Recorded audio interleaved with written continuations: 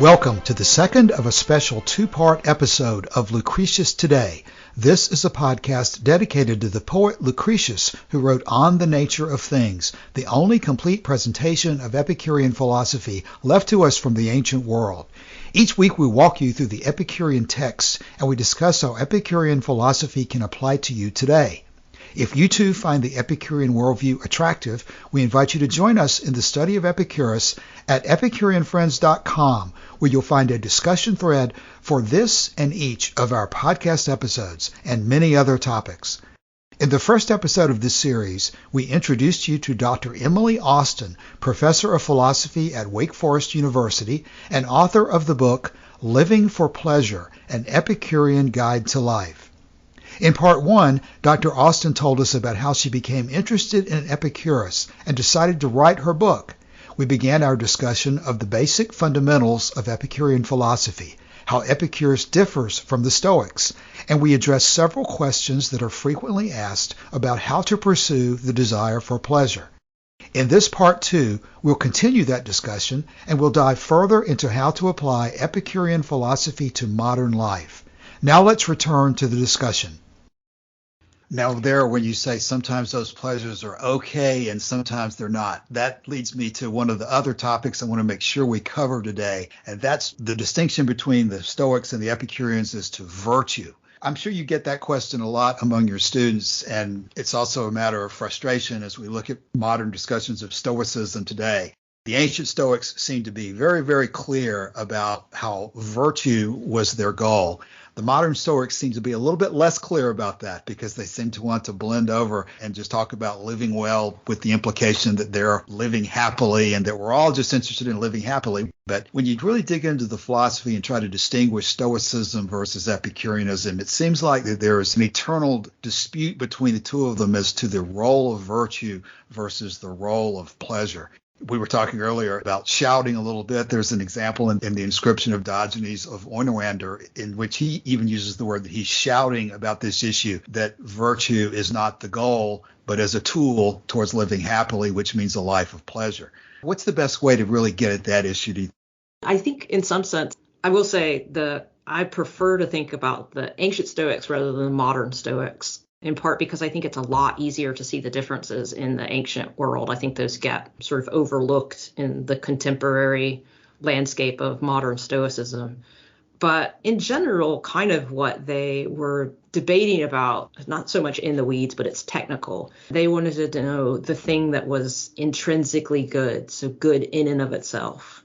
And the Stoics thought that what was good in and of itself, so it was good independent of its consequences, was virtue. So even if virtue led to all sorts of bad things, it's totally good, right? That's not the best way to put it. But anyway, it's good in and of itself. And the only thing that's bad in and of itself is vice. And the Epicureans thought, no, it's pleasure. And there are different accounts of how they got to that assumption. But yeah, the big difference is that for Epicurus, virtue is good only insofar as it produces pleasure. So it's an instrumental good. It's good because of what it produces, not in itself, whereas pleasure is good in itself. And there are a lot of reasons that people didn't like Epicurus's claim that virtue was instrumentally good. And part of it is because they thought, well, what if it's not? Right? So what if vice is instrumentally advantageous for pleasure? And they didn't like the idea that this was sort of contingent or circumstantial rather than a necessary connection. And so they thought, well, look, he could very well be licensing vice here, at least in certain circumstances. And I think that's more of a legitimate criticism than the idea that like pleasure is just bad. So I think that there's something to be said for the criticism about where Epicurus puts virtue, but I think Epicurus himself thinks virtue is always instrumental to a good life. And so for him, it's a little bit of just, I don't want to say semantic or conceptual matter, but he just thinks that to live a good life, you do have to be virtuous. So what's the big deal? But the Stoics just really didn't like that. And the other reason that they just don't like pleasure is that it's what animals care about. And they tend to think that human beings are just, that they have these rational capacities that are images or kinds of in line with divine capacities, and that using those capacities has to be what makes human life good. It can't be this very animalistic thing. So they didn't just object to the idea that it made virtue contingent on pleasure, but that it was just too lowly a good for human beings. And it seems that that probably derives from the Epicurean worldview or the physics or their ideas of the nature of the universe. And I know that in your book, you don't necessarily go really far into those details of Epicurean philosophy, but I do think I recall you saying that the Epicureans certainly saw their ethics and basically all of their worldview as deriving from their understanding of the way the world works. Yeah, I think so. And also just a kind of natural science of not only the world, but of human beings or human animals.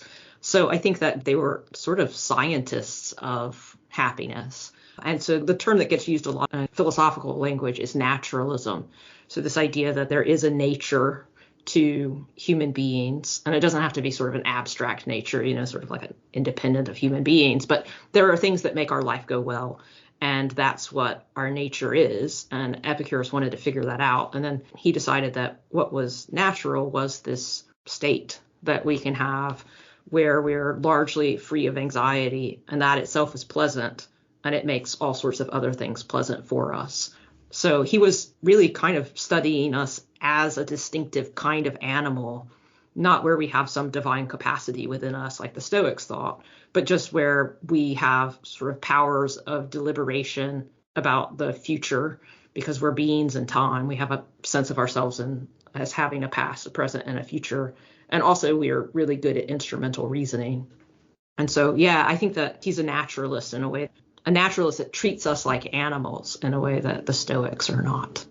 I think that that's actually one of those things that is interesting because I wrote this article about whether modern Stoics are actually Epicureans. And the thing is that a lot of these modern Stoics, I think there are a number of ways that modern Stoicism not necessarily kind of misrepresents ancient Stoicism or smudges it or along the margins or along the edges for their own purposes, in much the same way that the Romans did that too. The Romans kind of perverted Greek Stoicism.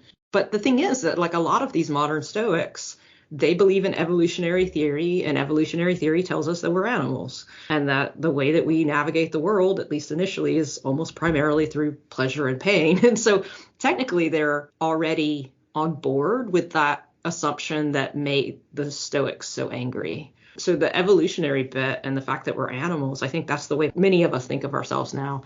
And so that was a huge point of contention for the Stoics. And I think that modern Stoics are actually on the Epicurean side on that front.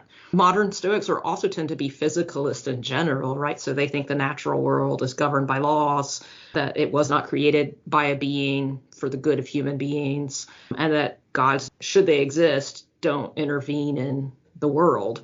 And so in a lot of ways, the things that made Epicureanism distinctive about, the natural world and human beings as things you study like other natural animals or beings, the modern Stoics actually already believe. And so if you think that these systems hang together and that's the core of Epicureanism and the dispute, then you just have to ask yourself, well, why do these modern Stoics think they're modern Stoics if these core commitments of Stoicism are things they reject and there are core commitments in Epicureanism that they accept? And so part of me just wonders, like, what is it that they have against pleasure? Yeah, there's an interesting way that some of this was expressed in the ancient world, and it's kind of harsh in some ways, but the question was asked, it's almost like a knock-knock joke, the way it reads. The question was asked, why is it that so many people from other schools are seen to leave those schools of philosophy and become Epicureans, but with very few exceptions, no Epicureans are seen to leave Epicureanism and join other schools? And the response to that was, because you can make a eunuch out of a man, but you can't make a man out of a eunuch. So it very much was a bright line here between the way that Epicurus and the Epicureans looked at this issue, the sort of lack of any differentiation between lower orders of animals and higher orders of animals, of which humans are one example, in the way that, there is no divine spark, there is no oversoul, there is no Godhead that distinguishes in any meaningful way between humans and other animals. And certainly some of the philosophies in the ancient world really push back against that issue and policed the boundaries of that issue in a very hardline way. Yeah, I do want to give a shout out to one of my favorite books about Epicurus, which is The Invention and Gendering of Epicurus by Pamela Gordon.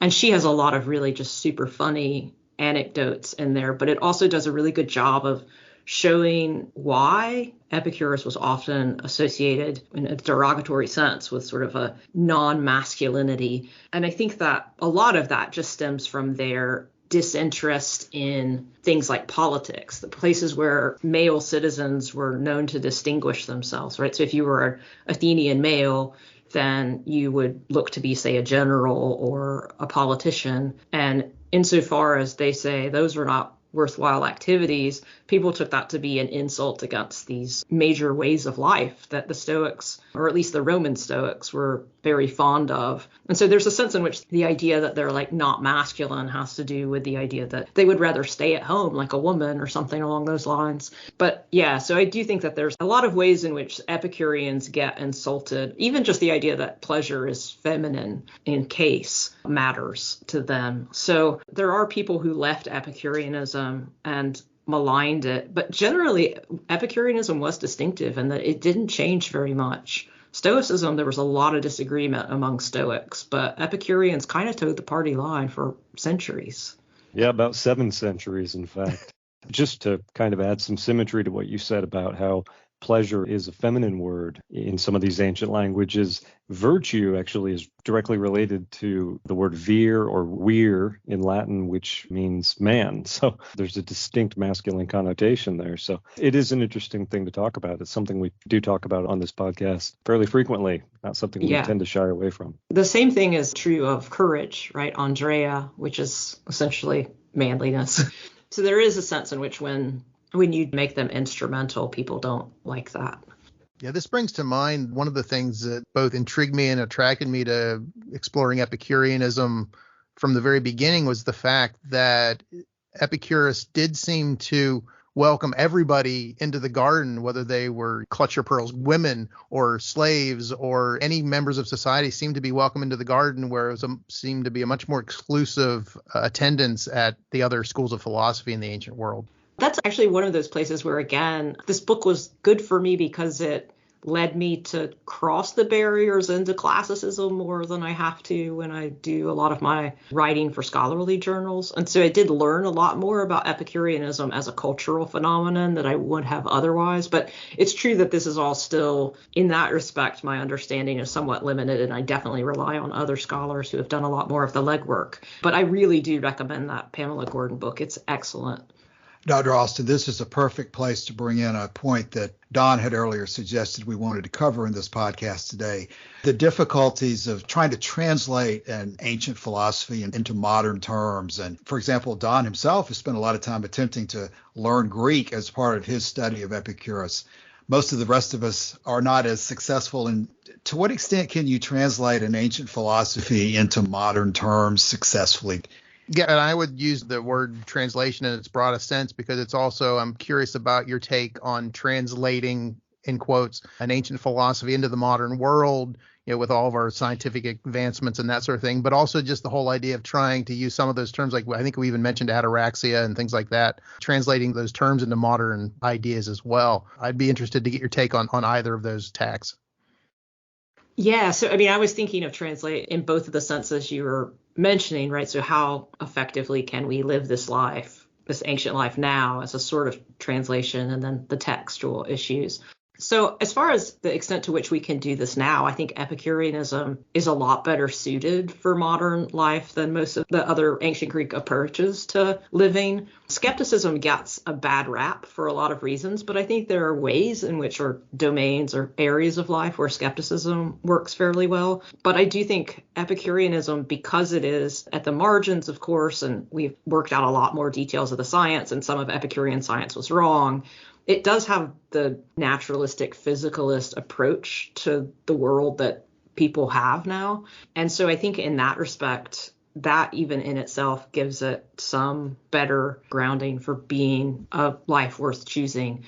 I do think that ancient Epicureans recognized certain ways of living as Epicurean. One thing I don't think happens very often now is the idea of community, a community of Epicureans. I think we tend to be kind of atomistic. So we live as an Epicurean almost individually. You all accepted because you have an Epicurean community online.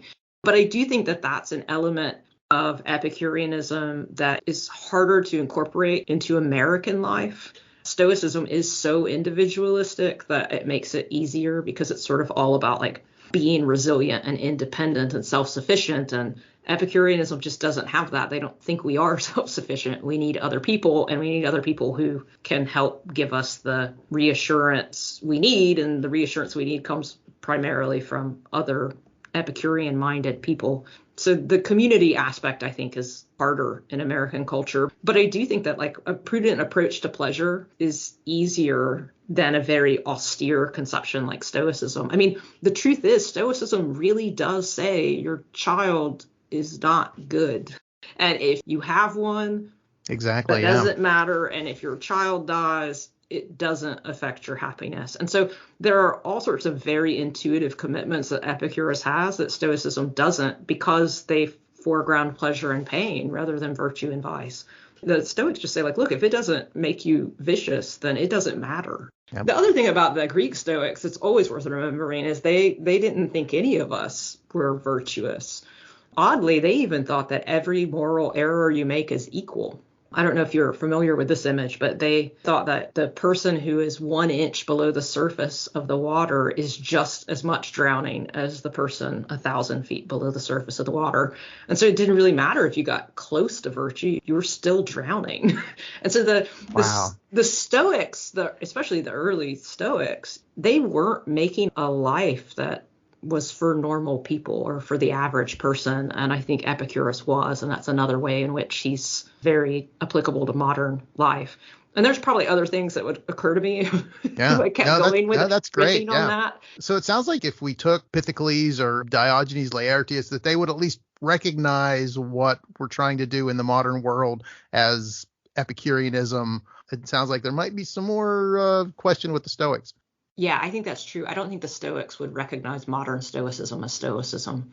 And there are things that ancient Epicureans would probably find really bizarre about the way that we live. But I think they would see people who are trying to live a pleasant, largely anxiety-free life as sort of at least amenable to Epicureanism, especially if they have the right kind of commitments about the natural world.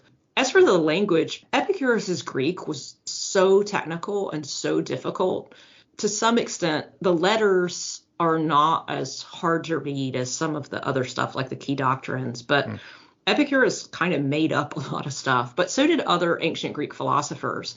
And so you do kind of get used to their technical vocabulary. But one example actually that probably is good is just to think about, at the very beginning of Lucretius says, look, this is going to be really hard because I'm going to have to make up a lot of Latin to explain Epicurus because our language just doesn't have that technical vocabulary. And so I'm going to do it myself. And Cicero says the same thing. He's like, well, look, there are all these technical terms and I've got to come up with Latin equivalents rather than just keep using the Greek. And so that's just a perpetual problem. And it's kind of unclear how much things get lost. But Cicero really prides himself, I think, at the beginning of De Finibus. No one has written more philosophy than I did, and I made up all these words. And so Cicero was never shy about touting himself. No, he was a little proud. But yeah, so I think that there's always going to be that problem. And even, now, if you have contemporary philosophers, just ask them, what is a reason for action? And they're going to talk past one another. They've all got different ideas of what a reason does, whether a reason motivates or whether a reason justifies, and whether a reason has to, fit the justification, or whether just any old reason will do and count as a reason. And then if they don't clarify all that at the beginning, they'll just talk to one another for hours and argue. And you're just like, I don't know that anything is happening here. And so I think that getting your terms clear in philosophical discussion, even if you share the same language, is hard. So I don't want to make it sound like, it's impossible. No one can do philosophy anymore. But I do think that there is some consistent philosophical terminology. It has been sort of agreed upon, but the further you get into the weeds, the more overwhelming it gets. And One of the reasons I wrote this book is that I think the core of Epicureanism doesn't require that. I think it rewards it. I think that there's a lot to be said for some disputes that are practically relevant. But when it comes to writing a book, even to convince people who are either otherwise hostile to Epicureanism or just people who are actually interested in living a pleasant life, I think that thankfully you don't have to get into strange, why does this take the genitive when usually it doesn't? So yeah, but I do think that it can be translated it can be translated at a level that it makes it accessible to other people.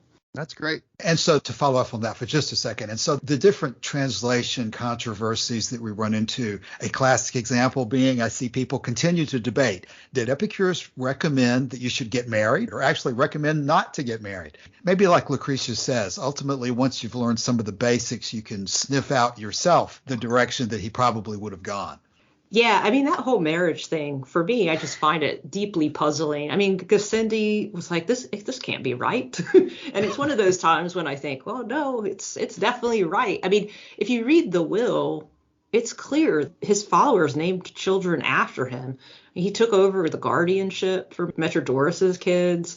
And he even said, like, make sure to give Metrodorus's daughter a dowry, at least as long as she marries another Epicurean. So it doesn't sound like a man who thinks like, oh, no, no one should marry. So what exactly led people to alter the text there, I think, is this sort of impulse that people have to asceticize Epicurus. This idea that somehow he would not have attachments, he would be entirely self-sufficient, when I think that's just part of making Epicurus more in line with other Hellenistic philosophies. It kind of aligns the distinctiveness. And so there, at least, I think we have countervailing evidence, namely in the will. But there are other places, right, where people just copied stuff into the margins and then it got copied into the text. So yeah, the texts are corrupt. But, one thing worth remembering about Epicurus is that what we have is an abundant wealth of texts by comparison to, say, the ancient Greek Stoics, where we have like one hymn. Mm-hmm. And so, I mean, in some sense, we can get really frustrated that we don't have more of on nature and those sorts of things. But man, that we have so much Epicurean text. It's kind of remarkable, isn't it, that the way in which we have these weird sources for getting some of these texts, and it's particular to the Epicurean school. We have Lucretius, the longest didactic philosophical poem that survives from the ancient world. We have the inscription in Oenwanda, the longest inscription of any kind from the ancient world. We have the largest cache of papyrus scrolls that survives from the ancient world, all of which are dealing with Epicurean philosophy. So I agree with you. There is a wonderful wealth of information that has survived in very weird ways. Yeah, I mean, I always think about how despondent Aristotle would be to discover that his dialogues are lost. Because I think people thought his dialogues were even better than Plato's, but they're all gone. So what we have are essentially his lecture notes, which is why they're so awful to read. So yeah, what survives and what gets lost. And it's almost always so subject to fortune. You just think, wow, that crisis was narrowly averted.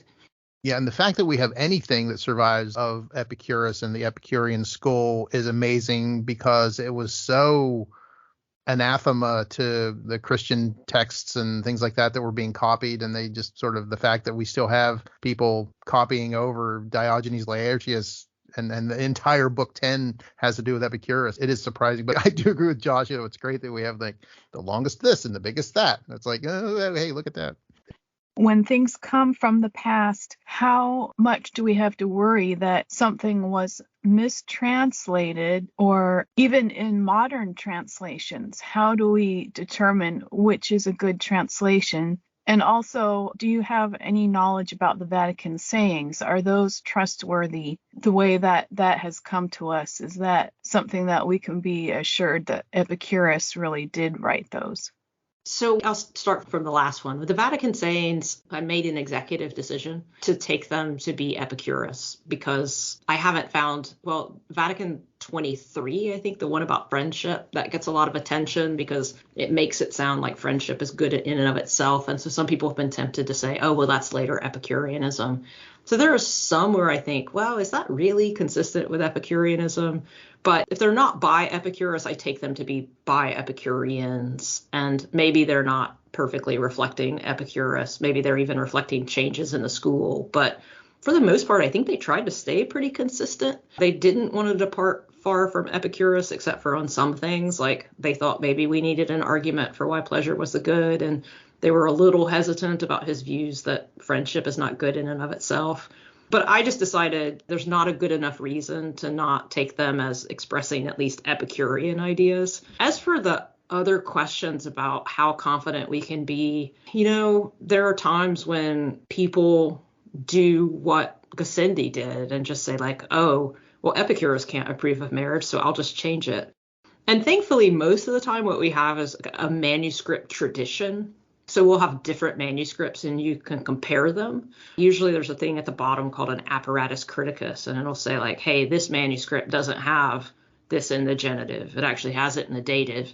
And so then, classicists and philosophers will fight over which manuscript to go with. But at least, generally you can compare them. It's when you only have one manuscript that you're really out of luck. And sometimes that's just true. But at least you can see, oh, Gassendi amended this, right? Because he told us he did. So then you can fight over which one is the best. But for the most part, I think we can be relatively confident that we at least have like a version of the original Diogenes. Now, what he was working with, where he got it, I think we just have to say, well, that's the starting point. But I do think he was an Epicurean, and I think he wasn't trying to make Epicurus into something he was not. So I think he was an Epicurean. Some people disagree.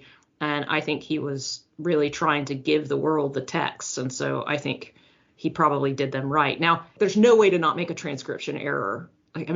All of us have tried to copy something and we left out a word or we misspelled something. I looked at my book last night and I was like, oh my God, there are errors. So again, I think even there, the worry is when the error changes the meaning. And that's, I guess, in some sense, you always have to just think, well, that's going to happen. And hopefully we can stick to the big picture. I try not to get into the manuscript tradition, but sometimes when you're writing a scholarly paper, you just can't avoid it.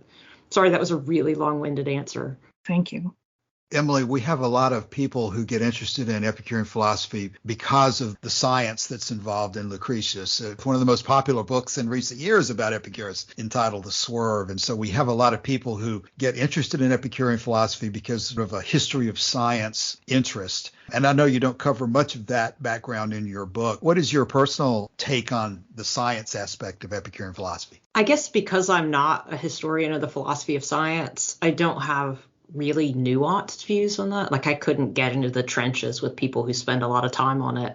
I do think that it's a very natural way to get into Epicurus because it is so modern. It's shockingly modern for an ancient theory. And people who want to dismiss ancient philosophy because, I don't know, Thales thought everything came out of water, have a lot of trouble dismissing Epicurus because, his science is pretty fascinating. And then people who are interested in Renaissance science and Enlightenment science, I think The Swerve gives a good picture of how influential Epicurus's scientific ideas were. And what's interesting is that a lot of those people in the Enlightenment were drawn to the science, but repulsed by the morality. And so they tried to make Epicurus kind of like this really good guy who happened to have some not so great views.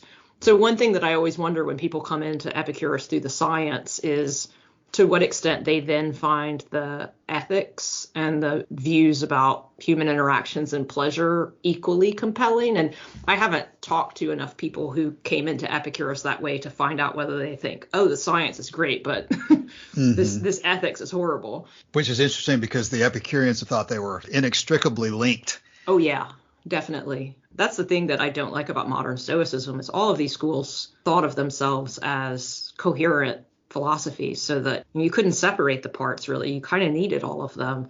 And so the idea that you could just carve off part of it, they would think that's like mutilating the philosophy. And that is one of the things that amazes me about the science of Epicurus. While maybe factually wrong now in the way that he expresses it, the fact that it can be translated into modern terms, into that naturalistic philosophy, just amazes me. We're talking about a 2,300-year-old tradition here that can still be talked about in a coherent way without mutilating the philosophy.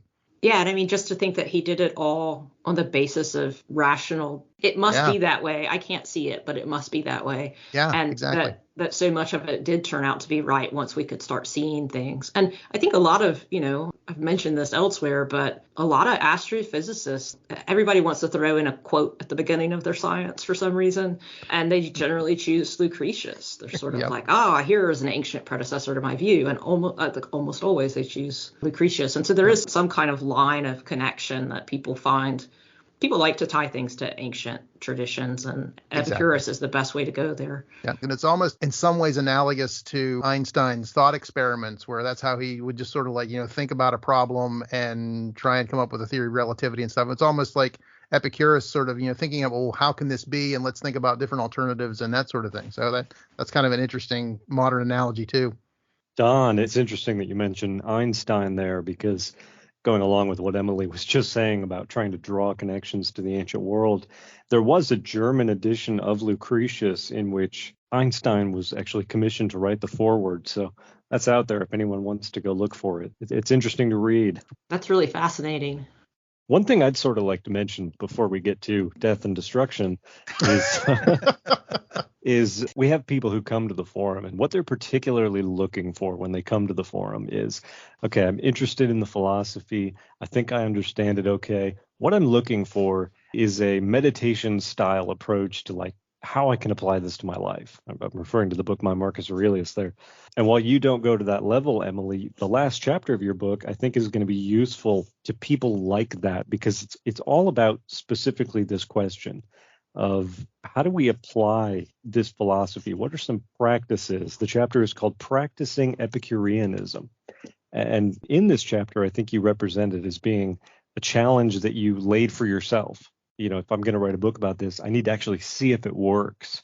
So maybe you want to talk about that approach a little bit, because I really think there are people who are going to find this whole book very useful, but particularly that last chapter. There's a group of people who that is tailored for. I think they're out there.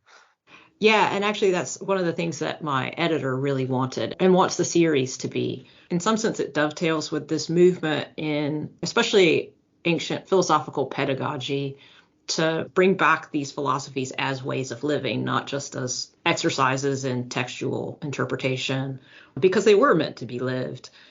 But it is hard to figure out with Epicurus what the practice involves. He clearly thinks you do practice it, because he says you should practice it with your friends. But he doesn't say, oh, here are some habits. So I did have to suss some of those out from the text. And then a lot of it, actually, some of it came from Philodemus. And some of the practices we just get from the Romans, and they overlap with Stoic practices, in part because the Romans had a hodgepodge approach to these schools.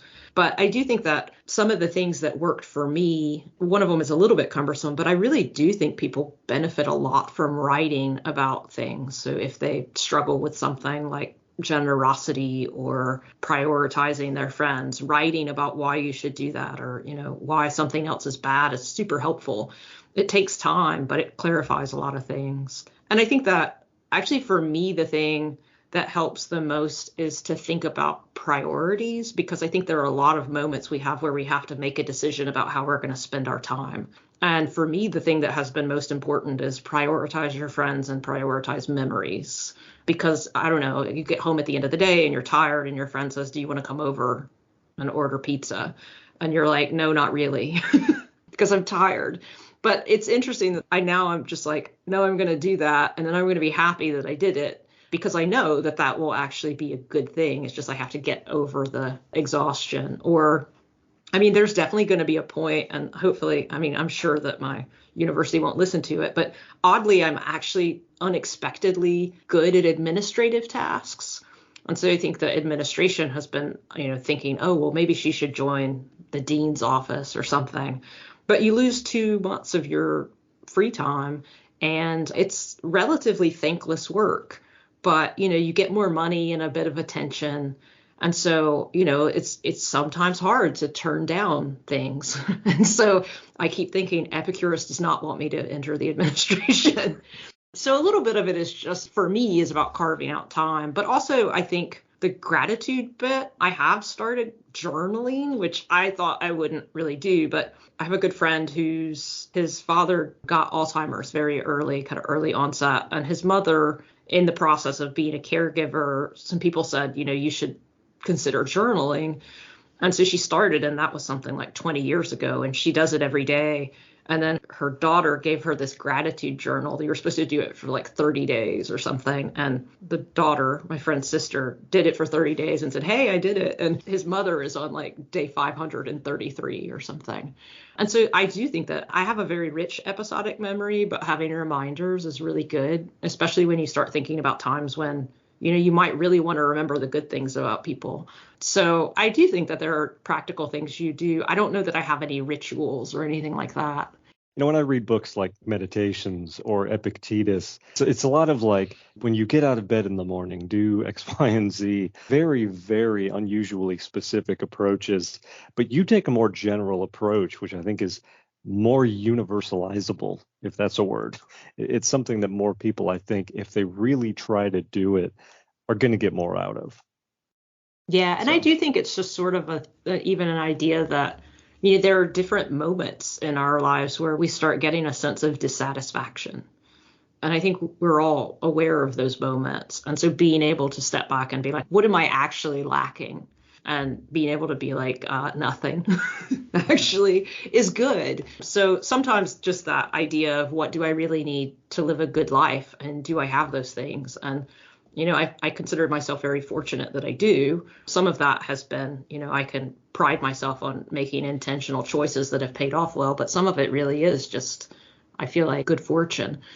But yeah, I have what I need. And if I can remember that, then it's a lot easier to get rid of moments of dissatisfaction. Yeah, I think it's a really good way of putting it. We've mentioned about the vast amount of text, relatively speaking, that we have from Epicurus, but we've of course lost so much, so we don't really know whether he ever did have like a list of practice, that kind of thing. But I think that you bring up a good point in that it seems to me that a lot of Epicurean philosophy is very contextual. So instead of having, here are the 10 things you need to do, and here are the 5 things you need to do here. And it seems to me that it's a lot more looking at the broad picture and making good choices and using prudence and that sort of thing that is sort of at the core of Epicurus's philosophy. Yeah, that seems right to me. What you were just saying, Practicing Epicureanism is the title of your last chapter of your book. We've called this podcast from the beginning Lucretius Today, even though it's really dedicated to Epicurean philosophy and to Epicurus himself.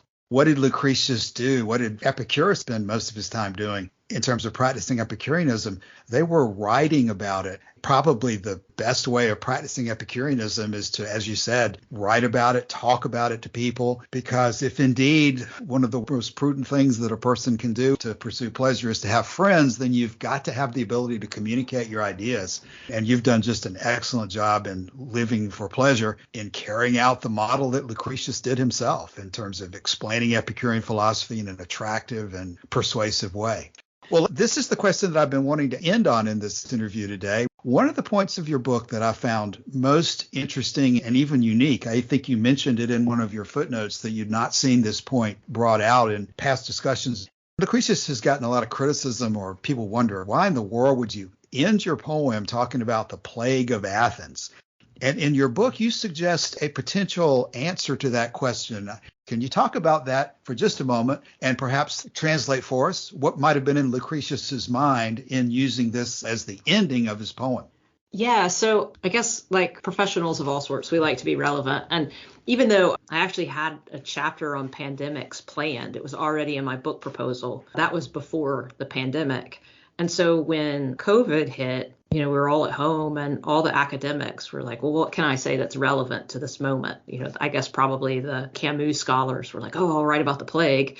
And the ancient Greek people were all like, well, what about the plague in Lucretius or in Thucydides? And so I had a friend who was working on Thucydides, and I had read the passage a good bit and thought about it. But, I went back to it to help him with what he was writing. And then I was kind of myself a little bit dispirited by the plague passage. Like I felt like it had a sense of being kind of like the passage where Lucretius is looking down on people. sort of like, look at all these idiots who are dying grotesque deaths. And if you're an Epicurean, you won't feel that. And so I was hesitant to write about the plague because I thought maybe it was an expression of Lucretius's condescension. But then I guess when I was working through it, I noticed that Lucretius breaks off in a very dark moment where I think it's sort of like, people were stealing each other's burial pyres. So it's like throwing my dead relative on your dead relative's pyre. But then I noticed that after that point in Thucydides, he talks about the way that the plague changed people's priorities or altered them, so that once they realized that praying wasn't, the gods weren't going to save them, it changed their idea about the role of the gods in human life. And once they realized that honor was in the future and not actually important, then they stopped caring about it. And so there are all these ways in which coming to terms with death and the plague's arbitrariness gave them a new lease on life, so to speak. And I thought, well, that's just so Epicurean that it would be shocking if that weren't where Lucretius was going with that. And so while I don't know that we can say like, oh, he intended to end the whole work with the plague, I do think he intended to finish off the plague by incorporating that, because I think it's just such a model of Epicurean approach to living once you realize that you don't have tomorrow necessarily. And it's kind of unclear even what Thucydides thinks about that. Thucydides is really hard to interpret. He even ends that passage with the way that people interpreted a prophecy on the basis of what they wanted the prophecy to say. And it's not clear whether Thucydides is mocking people who interpret prophecies. So it's unclear how traditionalist Thucydides himself is, but it's clear to me at least that Lucretius had that in mind and it didn't get there, and that's why it breaks off abruptly. And while I think this is somewhat novel, I will confess that when I was doing the work, I did not cull the European commentaries on Lucretius, and I tend to find that like it's usually been done but in another language. So there may be someone else out there who's written this but in German, and I just didn't have time to hunt it down. But it's true that I didn't find it in the commentaries that I was consulting. So and I do think it's cool because it does fall in with that theme of once you realize that you could die, it gives you a greater appreciation of each day. Or once you realize that you will die. Yeah, right. That you could die at any moment. Yes. You will die, but that it could be much sooner than you had anticipated. Yeah, Lucretius seems to talk throughout his poem that Epicurean philosophy has a bitter side to it to some degree, that people who think that they're going to be able to live an eternity in heaven in blissfulness will find it potentially bitter to hear Epicurus say that those things are not true, but that there is a offsetting reason to study the material when you realize that you only have one life to live and you best make the best of it. Yeah, I think that's true. I mean, I don't want to get sort of like this idea, that you find in something like Dostoevsky or Nietzsche, where there are these powers behind the scenes, some puppeteers who are trying to convince you of those things so that you play nice, mm-hmm. so that you do what you're supposed to do and express ambition and bow to the prevailing norms so that you can get a reward eventually. And that once that goes away, you kind of do become the author of your own daily existence. And that can be very unsettling for a lot of people. But it does, I think Lucretius thinks in the end, you're going to gain from that. I just want to say how thoroughly I've enjoyed this conversation. I've enjoyed your book, Emily. You mentioned you were open to doing this again, and I have to say, from my point of view, that would be more than welcome. I think we would love to have you back sometime. Absolutely. Yeah, that would be great. It's just really nice to be in actually such a big number of people who are not only sort of interested in Epicurus, but really interested in Epicurus. There aren't that many people who know much about him. We appreciate your help in trying to fix that problem, and your book is going to be one of the major tools in doing that in the coming years. Well, thanks. You guys have been way more than kind. Okay, as we close, is there a way our listeners can follow your work or get in touch with you? Yeah, actually, if you can just go to the Wake Forest University philosophy page, and my email address is there, and I'm happy to correspond by email. I don't have a website or a social media account, but you can definitely contact me there at my email, and I will almost certainly write back. As far as my work, most of it is scholarly in nature, admittedly, but much of it is available at academia.edu, which is a little bit of a repository of academic papers. And most of my papers you'll discover are about Plato, but there is my Epicurus paper is there. But a lot of that is, again, scholarly work. But anybody can feel free to contact me. Now, this was a blast, really. It's nice to talk about Epicurus at a sort of high level. I have really enjoyed reading your stuff. I would say that you're way better versed in the whole of Epicureanism than pretty much anyone I know, because you really cover all of it. So yeah, it's been great to follow what you're talking about. Okay, well, thanks very much. And we'll definitely do something again. Okay, great. Thanks. Thank you to Dr. Austin and to our podcast panel.